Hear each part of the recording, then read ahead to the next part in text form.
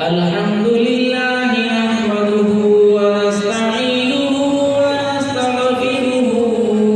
ونؤمن به ونتوكل عليه ونعوذ بالله من شرور أنفسنا ومن سيئات أعمالنا من يهده الله فلا مضل له ومن يضلله فلا هادي له ونشهد أن لا إله إلا الله وحده لا شريك له ولا نظير له ولا مثل له ولا مثال له ونشهد أن سيدنا وشفيعنا وحبيبنا وآخانا وأمجدنا محمدا عبده ورسوله أرسله الله تعالى بالحق بشيرا ونذيرا وداعيا إلى الله بإذنه وسراجا منيرا أما بعد فقد قال الله تبارك وتعالى في كلام المجيد بسم الله الرحمن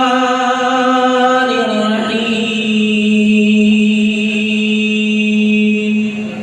وقضى ربك ألا تعبدوا إلا إياه وبالوالدين إحسانا أعوذ بالله صدق الله المولانا العظيم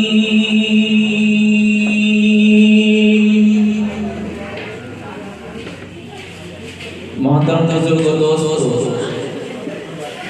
وقت چونکہ بہت زیادہ ہو چکا ہے اور اصل بیان تو ہمارے استاد محترم مشفق و کرم فرما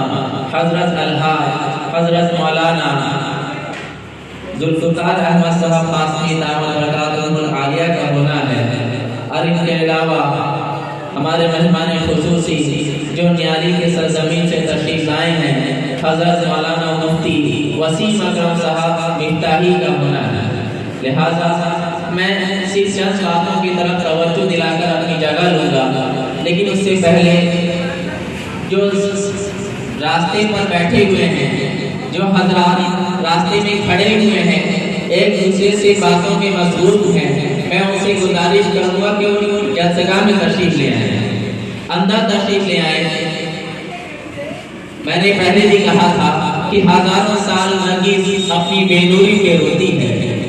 ہزاروں سال نرگس اپنی بے نوری پہ روتی ہے بڑی مشکل سے ہوتا ہے چمن میں دید اور پیدا لہذا آج کی رات آج کی متبرک رات اور ایسی مبارک محفل میں ہم اگر شرکت نہ کریں شرکت کرنے کے باوجود بھی اس مجلس سے باہر کھڑے رہ کر پورا وقت گزار دیں تو پھر اس سے بڑی محرومی ہمارے لیے اور کچھ نہیں ہو سکتی اور میں ان حضرات سے بھی گزارش کروں گا کہ جو پیچھے کی کرسیوں میں بیٹھے ہوئے ہیں میں ان سے درخواست کروں گا کہ وہ سامنے تشریف لائیں سامنے کی کرسیاں خالی ہیں آپ پیچھے بیٹھے ہوئے ہیں یہ وفاداری کی علامت نہیں ہے آپ لوگ شرکت کرنے کے لیے آئے ہیں تو سامنے بیٹھ کر تو نہیں اللہ تبارک تعالیٰ دین کو بدلنے والا ہے جتنے بھی لوگ جلسے میں شرکت کرتے ہیں تو ان میں تین قسم کے لوگ ہوتے ہیں پہلی قسم کے لوگ وہ ہوتے ہیں جو صرف یہ دیکھنے آتے ہیں کہ کیسا اسٹیج سجایا گیا ہے کیسے کیسے مقرر کیسے کیسے ناطخاں یہاں پر آئے ہوئے ہیں کیسے مہمان یہاں پر تشریف لائے ہیں کتنے لوگوں نے اس محفل میں شرکت کی صرف یہ دیکھنے کے لیے آئے ہیں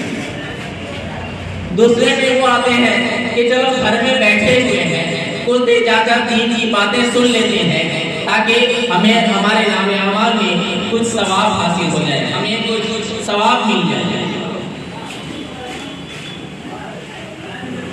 تیسرے وہ لوگ ہیں جو اس نیت سے آتے ہیں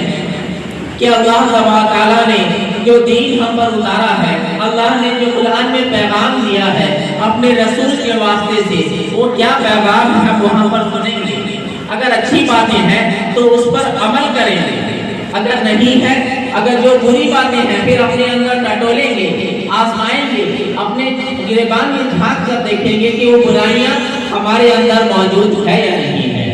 اگر ہے تو پھر اللہ تعالیٰ سے معافی مانگیں گے اور اس سے پناہ چاہیں گے، اگر نہیں ہے تو اللہ کا شکر ادا کریں گے اور اللہ سے دعا کریں گے کہ یا اللہ جب جیسے تو نے ان برائیوں سے اثر مجھے بچا کر رکھا ہے، مرتے دم تک ایسی چیزوں سے مجھے بھی اور تمام مسلمانوں کو بچنے کی توفیق عطا فرما۔ تو کامیاب تو تیسرے قسم کے لوگ ہیں جو یہ دیکھنے کے لیے آتے ہیں، جو اللہ کے احکام کو سمجھنے کے لیے آتے ہیں، اپنے دین کا جائزہ لیتے ہیں، پھر اپنی اصلاح کر کے یہاں بھیجتے ہیں، اور اللہ تعالیٰ نے کامیابی کا وعدہ ایسے لوگوں کے لیے کیا ہے۔ محترم دوستو، ابھی رمضان کا مہینہ ختم ہوا، میں صرف ایسے لوگوں کے بارے میں بتانا چاہتا ہوں کہ رمضان کا مہینہ پورا گزر گیا لیکن اللہ تعالیٰ نے ان کی ایک دعا بھی قبول نہیں کی۔ رمضان کا مہینہ پورا گزر چکا لیکن اللہ تعالیٰ نے اس مبارک مہینے میں ایسی فضیلت والی راتوں میں کہ جس کے بارے میں اللہ کے نبی صلی اللہ تعالی علیہ وسلم نے ارشاد فرمایا کہ ہر دن افطار کے وقت، ہر روزے کے ہر دن افطار کے وقت اللہ تعالیٰ 10 لاکھ قیدیوں کو جہنم سے آزادی عطا فرماتے ہیں۔ 10 لاکھ قیدیوں کو ایک افطار کے وقت، یعنی کہ اگر 29 رات ہے تو ہر رات میں ہر افطار کے وقت اللہ تعالیٰ 10 لاکھ قیدیوں کو آزادی عطا فرماتے ہیں۔ جب آخری رات ہوتی ہے، چاند رات کی رات، جس رات میں ہم جانے بجانے میں گزار دیتے ہیں، جس رات کو ہم اللہ کی نافرمانی میں گزار دیتے ہیں، جس رات کو ہم اللہ کے دشمن بنے بیٹھے ہوتے ہیں، اللہ تعالیٰ ایسی رات کے اندر جتنے افطار کے وقت اللہ تعالیٰ نے مرحومین کی مغفرت کی تھی، اللہ تعالیٰ نے مسلمانوں کی، ایمان والوں کی مغفرت کی تھی، اس ایک راتوں میں تمام راتوں کے بدلے میں اس ایک رات میں بھی عطا فرما دیتے ہیں، بخشش کر دیتے ہیں۔ لیکن 4 لوگ ایسے ہوتے ہیں، کتنے؟ 4 لوگ ایسے ہوتے ہیں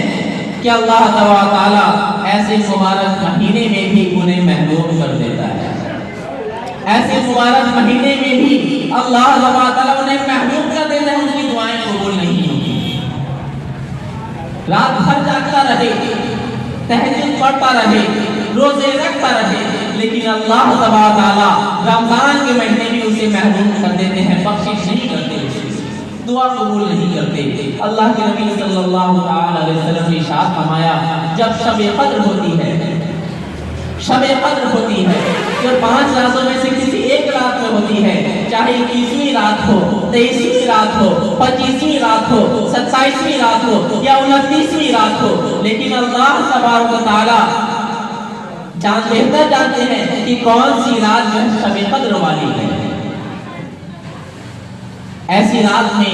اللہ تعالیٰ کے نبی صلی اللہ علیہ وسلم ارشاد فرماتے ہیں کہ اللہ کے حکم سے حضرت جبریل علیہ السلام اپنے تمام پاکیزہ فرشتوں کے ساتھ زمین میں اترتے ہیں، اور اترنے کے بعد اپنے ہاتھ میں سبز جھنڈا ہوتا ہے، ہرے رنگ کا جھنڈا ہوتا ہے، اسے خانہ کعبہ پر ٹانگ دیتے ہیں، پھر پوری زمین پر فرشتے پھیل جاتے ہیں، پھر جہاں پر بھی جو نماز میں کھڑا ہوتا ہے، جو تلاوت کلام اللہ میں مصروف ہوتا ہے، جو ذکر اللہ میں مصروف ہوتا ہے، ایسی جگہ میں فرشتے جا کر اس سے سلام عرض کرتے ہیں، اس کے دعا میں آمین کہتے ہیں، اس سے مصافحہ کرتے ہیں، پھر رات ختم ہو جاتی ہے۔ رات ختم ہونے کے بعد فرشتے لوٹنے لگتے ہیں، حضرت جبریل علیہ السلام کا حکم ہوتا ہے کہ فرشتوں چلو، اب کوچ کرنے کا وقت ہوا، اب لوٹنے کا وقت آیا، لہذا تمام فرشتے آسمان کی طرف اٹھنے لگتے ہیں۔ تو اللہ فرشتے کہتے ہیں اے جبریل، اللہ نے ان لوگوں کے ساتھ کیا معاملہ मुआखजा किया, जिन लोगों ने अल्लाह से दुआ की, अल्लाह ने उनकी दुआएं कबूल की या नहीं? रसूल अकरम सल्लल्लाहु अलैहि वसल्लम इरशाद फरमाते हैं कि हज़रत जिब्रील अलैहिस्सलाम ने फरमाते हैं कि 4 शख्सों के अलावा अल्लाह तआला ने सारे लोगों की दुआएं कबूल कर ली। फरिश्ते बेचैन हो जाते हैं, सहाबाए किराम बेचैन हो जाते हैं, ऐ अल्लाह के नबी वो कौन शख्स है, वो कैसी किस्म लोग हैं जिनको अल्लाह तआला ने ऐसी मग़फ़िरत आम्मा से भी जो है महरूम कर दिया। फरिश्ते तड़प जाते हैं। अल्लाह के नबी सल्लल्लाहु अलैहि वसल्लम ने फरमाया, हज़रत जिब्रील अलैहिस्सलाम फरमाते हैं कि जो शराब का आदी हो उसे ऐसी रात में भी मग़फ़िरत से अल्लाह महरूम कर देता है। शराब का आदी हो, अल्लाह ऐसी रातों में उसे जो है इबादत को कबूल नहीं करता, उसकी दुआएं कबूल नहीं करता, गोया कि उसे महरूम कर दिया जाता है।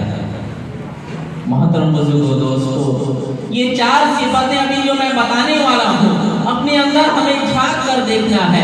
अपना जायजा लेना है, अपने आप को उस सांचे में ढालना है क्या वाकई में हमारे अंदर वो सिफत मौजूद है या नहीं है। अगर नहीं है तो अल्लाह का शुक्र अदा करना है, अल्लाह से दुआ करनी है कि अल्लाह जिस तरह तूने मुझे अब तक बचा कर रखा है, मरते दम तक अल्लाह मुझे बचाए रखना है। सोचने वाली बात है, अल्लाह ने रमजान का महीना दिया बख्शिश के लिए, अल्लाह ने रमजान का महीना दिया अदा करने के लिए, अल्लाह ने तोहफा के तौर पर, इनाम के तौर पर चांद रात दी, ईद का दिन दिया ताकि लोग मुझे मना लें, ताकि लोग रब के सामने रो रो कर अपने गुनाहों की माफी मांगे। 11 महीने तक अल्लाह की नाफरमानी करता रहा, कोई बात नहीं, 1 महीने में अगर मेरी इबादत कर लेता है तो मैं हर नेकी के परसेंटेज को बढ़ाकर उससे ज्यादा कर देता हूँ। अगर कोई एक नफ़ल अदा करता है रमजान के महीने में, गैर रमजान की एक फर्ज अदा करने का सवाब, अगर कोई एक फर्ज अदा करता है रमजान के महीने में, गैर रमजान में 70 फर्ज अदा करने का सवाब अल्लाह तआला अदा करता है। लेकिन 4 किस्म के लोग हैं जो इसमें भी महसूस है। पहला क्या कहा मैंने? शराब का आदी, जो शराब का पीने वाला हो, अगर अल्लाह से रो रो कर ना मांगे, अल्लाह से तौबा ना करे, सच्ची तौबा ना कर ले, अल्लाह तआला चाहे रात भर जाकर इबादत करता रहे, 5 रातों में इबादत करता रहे, चांद रात में इबादत करता रहे, लेकिन अल्लाह तआला उसे इस रात में भी महरूम कर देते हैं, उसकी दुआ कबूल नहीं होती। दूसरे नंबर में माँ बाप का नाफरमान, जो माँ बाप की नाफरमानी करने वाला हो, माँ बाप का दिल दुखाने वाला हो, उनके हुक्म की खिलाफ वर्जी करने वाला हो, उनके दिल को तोड़ने वाला हो, उनकी बात को मानने वाला ना हो, अल्लाह तआला उसकी इबादत कबूल नहीं करते। अब हमें सोचना है कि हम कितने माँ बाप की फरमाबरदारी करें। हमें सोचना है कि हम अपने माँ बाप की क्या फरमाबरदारी अदा करते हैं। अल्लाह तआला कुरान के अंदर फरमाता है, वला तनहरहुमा वकुल लहुमा वला तनहरहुमा उफ़्फ़ि वकुल लहु, जो है माँ बाप को उफ़ तक ना कहना, माँ बाप को उफ़ तक ना कहना। मुफस्सिरीन कहते हैं कि अगर उफ़ से ज्यादा छोटा लफ्ज़ अगर कोई होता अल्लाह उसको भी बयान कर देता। आज हमारा हाल ये है, आज हमारा हाल ये है कि जो है हमारे को जो है दुश्मन बनाए बैठे हैं, अपने माँ बाप को दुश्मन बनाए बैठे हैं, अपने माँ बाप को जो है दुश्मन समझ बैठे हैं। हम सोचते हैं कि हमारे बड़े बेटे को माँ बाप बहुत चाहते हैं, हमारी लड़की से बड़ी मोहब्बत करते हैं, मुझसे मोहब्बत नहीं करते, मुझे माँ बाप नहीं चाहते। दोस्तों, माँ बाप की कुर्बानी को हमने भुला दिया। अल्लाह ने तो कहा था कि उस तक ना कहना, लेकिन जो है हम ऐसी ऐसी बातें कह देते हैं, ऐसी ऐसी बड़ी बड़ी बातें अपने माँ बाप के सामने कर देते हैं, उनके ऐसे अल्फाज में गुस्ताखी करते हैं जिन अल्फाज को हम अपने सास ससुर के सामने कहना पसंद नहीं करते। सास ससुर को हमने बड़ा समझ लिया, उन्हें बात मोहतरम समझ लिया, अपने माँ बाप की सारी कुर्बानियों को हमने फतेह फूल डालकर उनकी नाफरमानी करने लगे। एक लड़का अपने बाप से कहता है, अपने बाप से कहता है कि जो है मुझे पैसे दो,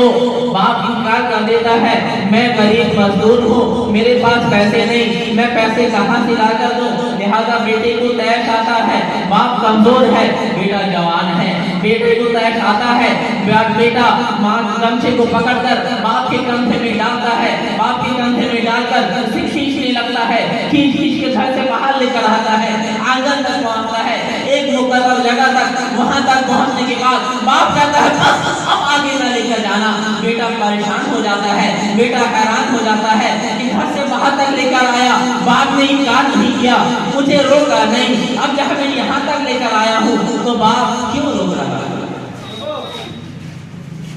باپ کیوں روک رہا ہے؟ محترم بزرگوں دوستو، بیٹا بولتا ہے کہ کیا بات ہے، کیوں مجھے روک رہے ہو؟ گھر سے باہر تک لے کر آیا، مجھے نہیں روکا، اب روکنے کی کیا ضرورت ہے؟ باپ کہتا ہے کہ جب میں جوان تھا،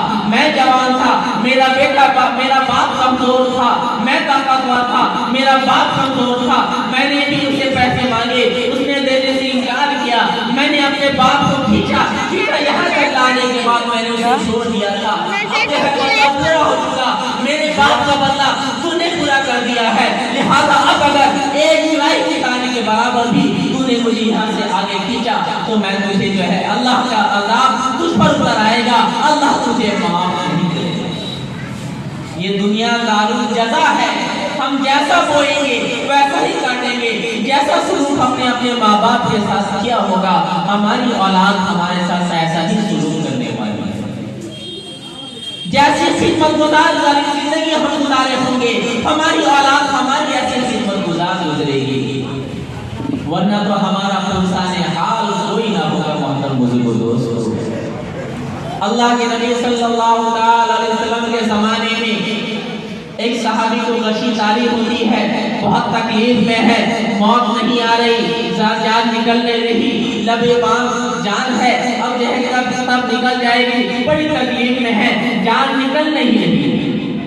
پریشان ہے، سارے صحابہ پریشان ہیں۔ اللہ کے نبی کو خبر دی جاتی ہے، اے اللہ کی پناہ صحابی جو ہے غشی طاری ہے لیکن روح قبض نہیں ہو رہی، بڑی تکلیف میں ہے۔ اللہ کے نبی صلی اللہ علیہ وسلم نے فرمایا کیا ان کے والدین میں سے کوئی زندہ ہے؟ کیا ان کے ماں باپ میں سے کوئی زندہ ہے؟ تو کہا جاتا ہے کہ والد کا انتقال ہو چکا، والدہ زندہ ہے، لہذا رسول اکرم صلی اللہ علیہ وسلم ماں کی خدمت میں حاضر ہوتے ہیں، حاضر ہونے کے بعد کہتے ہیں اے مائی تیرا بیٹا کیسا تھا، تیرا بیٹا کیسا تھا، کیسی زندگی اس نے گزاری؟ تو ماں کہتی ہے میرا بیٹا بہت مصطفیٰ بردار تھا، اللہ کے تمام احکام کو پورا کرنے والا تھا، اللہ کے نبی کے فرمان کو پورا کرنے والا تھا، آپ کی تمام حکموں کو ماننے والا تھا، آپ کی سنتوں کو مطابق زندگی گزارنے والا تھا، لیکن جو ہے اس نے جو اپنی زندگی میں جب شادی ہو کر آیا تو اس نے مجھے کہا کہ اب جو ہے صندوق کی چابی میری بیوی کو دے دو، تم کمزور ہو گئی ہو، چابی تم سنبھال لو، چابی تم سنبھال نہیں سکتی، میری بیوی کو چابی دے دو، اس سے مجھے تکلیف ہوئی تھی، شاید اس لیے اس کا جو ہے یہ حال ہے۔ رسول اکرم صلی اللہ علیہ وسلم فرماتے ہیں کہ اگرچہ تو میرا دل دکھایا تھا، بیٹے نے اگرچہ تیرا دل دکھایا، لیکن جو ہے اب پریشان حال ہے، اب اگر تو اسے معاف نہیں کرے گی تو اللہ اسے جو ہے معاف نہیں کرے گا، لہذا اس کے حق کو معاف کر دے تاکہ اس کی روح نکلنے میں آسانی ہو جائے۔ جیسا ماں کہتی ہے کہ نہیں مجھے اتنی تکلیف ہوئی تھی میں اسے منظور نہیں کر سکتی، لہذا رسول اکرم صلی اللہ علیہ وسلم حکمت سے کام لیتے ہیں، کہتے ہیں کہ آگ کو جمع کرو، اس میں اس بیٹے کو جلایا جائے،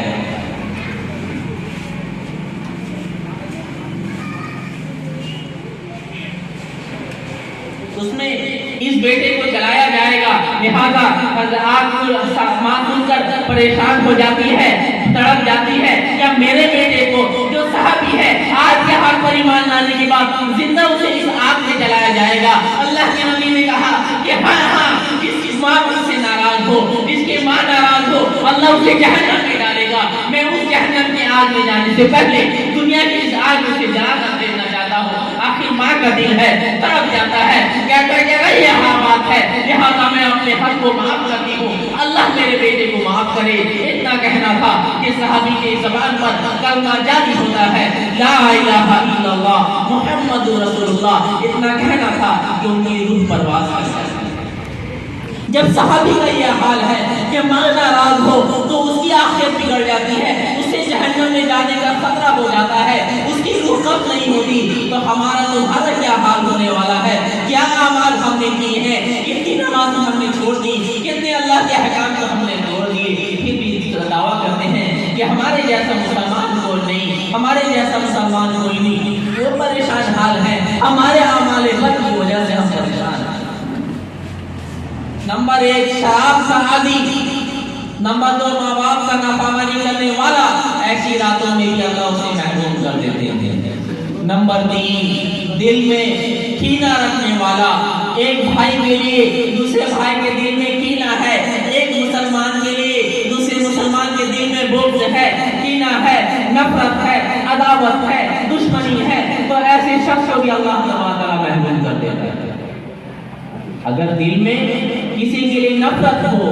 دشمنی ہو، کینہ پال رہا ہو، تو اللہ تعالیٰ ایسی راتوں میں چاہے اللہ سے عبادت کرتا رہے، رات بھر جا کر تہجد پڑھتا رہے، نوافل پڑھتا رہے، صلاۃ التوبہ صلاۃ التسبیح پڑھتا رہے، صلاۃ الحاجت پڑھتا رہے، اپنے رب کو، اپنے اللہ کو، اپنے پالنے والے کو عبادت، اپنے ماننے والے کی عبادت کرتا رہے، اسے منانے کی کوشش کرتا رہے، لیکن دل کے اندر دوسرے کے لیے نفرت ہو، عداوت ہو، دشمنی ہو، تو اللہ تعالیٰ اس کی دعا کو رد کر دیتے ہیں۔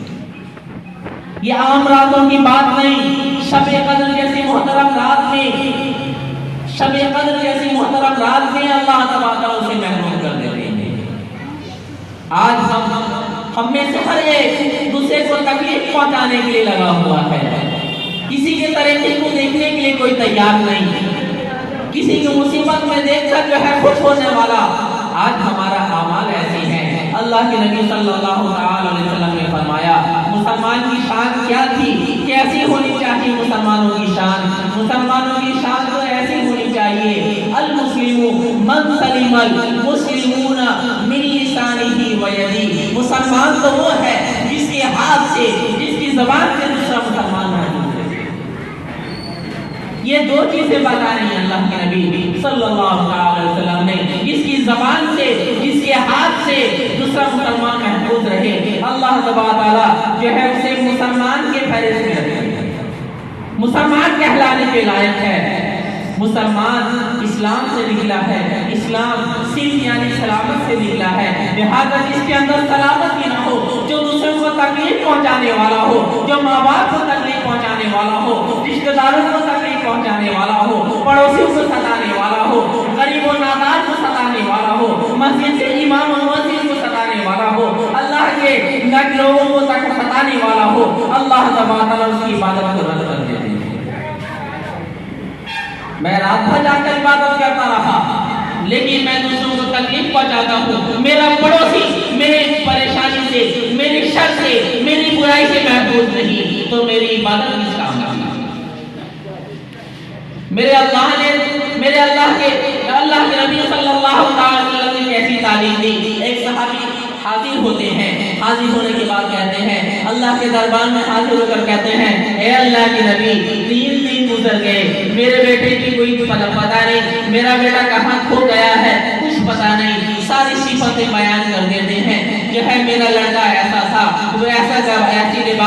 لباس پہنا ہوا تھا، لہذا اس کا چہرہ ایسا تھا، اس کے چہرے کا رنگ ایسا تھا، اس کی یہ نشانی ہے، ساری باتیں، ساری علامتیں، باپ تڑپ کر ساری علامتیں بتا دیتا ہے۔ دوسرے صحابی کھڑے ہوتے ہیں اور کہتے ہیں، اللہ کے نبی میں نے دیکھا ہے جس صفت کے بارے میں، جس صفت کے لڑکے کے بارے میں یہ صحابی کہہ رہے ہیں، میرا بھائی کہہ رہا ہے، اس صفت کے لڑکے کو میں فلاں کے باپ میں دے کر آ رہا ہوں کہ دوسرے لڑکوں کے ساتھ جو ہے وہ کھیل رہا ہے۔ بات سننے کے بعد 3 دن سے تڑپ رہا تھا باپ بیٹے کو دیکھنے کے لیے، جیسے ہی سنتا ہے تڑپ جاتا ہے، اس طرف دوڑ لگانے لگتا ہے۔ اللہ کے نبی صلی اللہ علیہ وسلم فرماتے ہیں، رکو،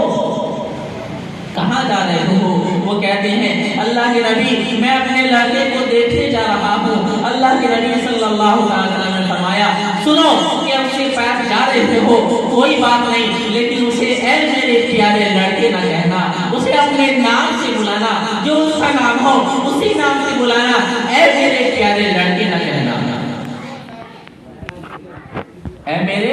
پیارے پیارے لڑکے نہ کہنا۔ دو صحابی تڑپ جاتے ہیں، میرا لڑکا 3 دن سے گم ہے، 3 دن سے ملا نہیں، 3 دن سے ملاقات نہیں، میرے دل کی جو کیفیت ہے وہ میں جانتا ہوں، کیوں میں اپنے لڑکے کو اے میرے پیارے بیٹے نہ کہہ سکوں؟ اللہ کے نبی صلی اللہ علیہ وسلم نے فرمایا، اللہ کے نبی صلی اللہ علیہ وسلم نے فرمایا، جن لڑکوں کے ساتھ تیرا لڑکا کھیل رہا ہے، ہو سکتا ہے کہ ان میں سے کوئی یتیم ہو، کوئی نادار ہو، جس کو اے میرے پیارے بیٹے بولنے والی زبان نہ ہو، ماں باپ نہ ہو، اس کے مربی نہ ہو، لہذا جب وہ سنے کہ اے میرے پیارے بیٹے، جب تم اسے کہو اسے لگے کہ شاید میرا باپ میری ماں مجھے آواز دے رہی ہے، جب وہ لوٹ کر دیکھے، جب واپس دیکھے اس کا باپ نہ ہو، اس کے دل میں یہ سچا نہ ہو کہ جو ہے مجھے بھی کاش کوئی پکارنے والا ہوتا، اے میرے پیارے بیٹے کے لقب سے مجھے کوئی بلانے والا ہوتا، لہذا جو ہے کہیں اسے تکلیف نہ ہو، اس لیے میں چاہتا ہوں کہ تم جو ہو اپنے لڑکے کو، اپنے بیٹے کو اپنے نام سے پکارنا، اس کے نام سے پکارنا، اے میرے پیارے والے لقب سے نہ پکارنا۔ ایک یتیم کے بارے میں اللہ کے نبی صلی اللہ علیہ وسلم اتنا غمخواری کر رہے ہیں، آج ہم اپنے بھائی کو نقصان پہنچانے کے لیے تیار ہیں، اپنے ماں باپ کو نقصان پہنچانے کے لیے بیٹھے ہوئے ہیں، ہم اپنی بہن کی ترقی کو دیکھ کر خوش نہیں ہیں، ان کے حق کو مار کر ہم ان پر ظلم کر رہے ہیں، اپنی ماؤں کے حق کو ادا نہ کر کے، اپنے باپ کے حق کو ادا نہ کر کے ہم ان پر ظلم کر رہے ہیں اور سوچتے ہیں کہ جنت ہمارا ٹھکانہ ہے۔ محترم بزرگوں دوستو، کوئی ہمارا پرسانِ حال نہ ہوگا جب ایسی متبرک راتوں میں ایسے دعاؤں کو رد کر دی جاتی ہے، رات بھر جاگ کر عبادت کرنے کو رد کر دیا جاتا ہے، تو اللہ تعالیٰ جو بہت بڑا مہربان، اللہ تعالیٰ 70 ماؤں سے بڑھ کر محبت کرنے والا، جب اس کے بندوں کو، جب اس کے اہل و عیال کو تکلیف پہنچائی جائے تو اللہ تعالیٰ ہم سے کیسے خوش ہو سکتا ہے؟ یہ 3 باتیں ہو گئی، 3 قسم کے لوگ ہو گئے، پہلا شراب پینے والا، دوسرا والدین کی نافرمانی کرنے والا، تیسرا دین میں بغض، عداوت، دشمنی رکھنے والا، چوتھے وہ لوگ ہیں جو رشتہ توڑنے والے ہوتے ہیں، جو رشتہ کاٹنے والے ہوتے ہیں، رشتہ ختم کرنے والے ہوتے ہیں۔ کسی بات میں بھائی سے جھگڑا ہو گیا تو بھائی سے رشتہ ختم کر لیا، کسی بات میں اپنے سالے سے جھگڑا ہو گیا، سالے سے رشتہ توڑ دیا، کسی بات میں اپنے ماموں سے جھگڑا ہو گیا، ماموں سے رشتہ توڑ دیا، کسی بات میں اپنے ماں باپ سے جھگڑا ہو گیا، ماں باپ کا منہ دیکھنے کے لیے تیار نہیں۔ سن لو، ایسے لوگوں سے میں کہنا چاہتا ہوں جو اپنے ماں باپ کا دل دکھانے والے ہیں، اپنے رشتہ داروں سے رشتہ توڑنے والے ہیں، اللہ تعالیٰ کے نبی صلی اللہ علیہ وسلم نے فرمایا کہ لا يدخل الجنت قطار، کہ جنت کی خوشبو تک نہیں سنگے گا، جنت میں داخل نہیں ہوگا جو رشتہ کا توڑنے والا۔ ہم سوچتے ہیں کہ ہم جنت دیکھیں گے، رات ہم اعتکاف میں بیٹھ جائیں گے تو ہمیں راتیں بیت جائیں گی، ہم ایک رات جاگ لیں گے، ہمیں شب القدر کے اہتمام کر لیں گے، اللہ تعالیٰ ہماری جنت بنا دے گا، اللہ ہمارا ٹھکانہ جنت میں کر دے گا۔ دوستو، اللہ کے نبی کا فرمان ہے، ایسے 4 شخصوں کو اللہ تعالیٰ شب قدر میں بھی محفوظ کر دیتے ہیں، پورا رمضان کا مہینہ عبادت کرتے کرتے گزار دے، لیکن ان 4 صفتوں میں سے کوئی ایک صفت، کوئی ایک قسم ہمارے اندر موجود ہے تو ہم سے بڑا محبوب ہے۔ اللہ تعالیٰ ہمیں بات سمجھنے کی توفیق عطا فرمائے۔ ہم جو ہے اپنے اہل و عیال کو، ہم نے اپنے رشتہ داروں کو، ہم اپنے پڑوسیوں کو اطمینان نہیں کر رہے، ہم جو ہے ان کو تکلیف پہنچانے میں کوئی کسر نہیں چھوڑ رہے، پھر کہتے ہیں کہ جو ہم اللہ کے فرما بردار ہیں، اللہ کے احکام کو پورا کرنے والے ہیں، اللہ کو اپنا رب ماننے والے ہیں، اللہ کے نبی کی فرمان کو پورا کرنے والے ہیں۔ کیسی فرما برداری ہے، کیسی محبت ہے، کیسا عقیدہ ہے۔ محترم دوستو، وقت زیادہ ہو رہا ہے، تب انہی باتوں پر اپنی باتوں کو ختم کرتا ہوں۔ محترم دوستو، اللہ تعالیٰ سے دعا کریں کہ تمام مسلمانوں کے اندر سے، میرے اندر سے، آپ کے اندر سے اللہ یہ تمام صفتیں، بری خصلتیں جن جو محروم کے علاوہ کوئی نہیں ملتا، اللہ تعالیٰ ہمیں محفوظ فرمائے۔ اگر یہ صفتیں ہمارے اندر موجود ہیں، اللہ تعالیٰ وہ صفت ہمارے اندر سے ختم کر کے سچی توبہ اللہ سے کریں. اگر بندوں کے حق کو ہم نے ادا نہ کیا, اللہ تبارک تعالیٰ اپنے بندوں کے حق کو معاف نہیں کرے گا. حقوق اللہ ہے ایک طرف ہے, حقوق العباد کو اللہ تبارک تعالیٰ معاف نہیں کرے گا. بندوں سے معافی مانگنا ہے. اگر ہم نے کسی کے لیے نقصان چاہا ہے, کسی کو تکلیف دیتی ہے, اسے اسی دنیا میں معافی مانگ کر اسے اسی دنیا میں معافی مانگ کر اسے راضی کر لینا ہے. کہیں ایسا نہ ہو کہ ہم جو اپنا ٹھکانہ جنت میں بنانے والے تھے, عبادتیں کر کے, روزے رکھ کر, نمازیں ادا کر کے, ذکر و اذکار کر کے, زکوٰۃ ادا کرنے کے بعد, حج کرنے کے بعد سوچے تھے کہ ہمارا ٹھکانہ جہنم ہے, جنت ہے, لیکن ہم نے اپنے بھائیوں کا حق ادا نہ کیا, ماں باپ کا حق ادا نہ کیا, رشتہ داروں کا حق ادا نہ کیا, پڑوسیوں کا حق ادا نہ کیا, اپنے شاگردوں کا حق ادا نہ کیا, اپنے استاد کا حق ادا نہ کیا. سارے صاحب حق کھڑے ہوتے رہیں گے, ہماری نیکیوں میں سے اپنا حصہ لیتے رہیں گے, ساری نیکیاں ختم ہو جائیں گی. پھر اپنے گناہوں کا بوجھ ہم پر ڈالتے رہیں گے. جو اتنی نیکیاں لے کر جنت میں جانے والے تھے, ان کے گناہوں کے بوجھ کو لے کر جہنم چلے جائیں گے. اللہ تعالیٰ ہمیں ہماری حفاظت فرمائے. اس سے پہلے کہ حضرت مولانا مفتی وسیم اکرم صاحب لدھیانوی سے تشریف لائے ہیں, وہ بیان کرنے کے لیے تشریف لائے, میں آواز دوں گا حافظ شاداب خان صاحب سائنٹو کو وہ ڈائس پر تشریف لائیں اور نعت کلام سے ہم سامعین کو محفوظ فرمائیں. اور میں مفتی وسیم اکرم صاحب سے گزارش کروں گا کہ جہاں کہیں جو ہو ڈائس پر تشریف لائیں. اسی طرح ہمارے نقیب جلسہ حضرت حافظ عبدالاحد صاحب امام جامع مسجد مدوبہ صاحب, ان سے بھی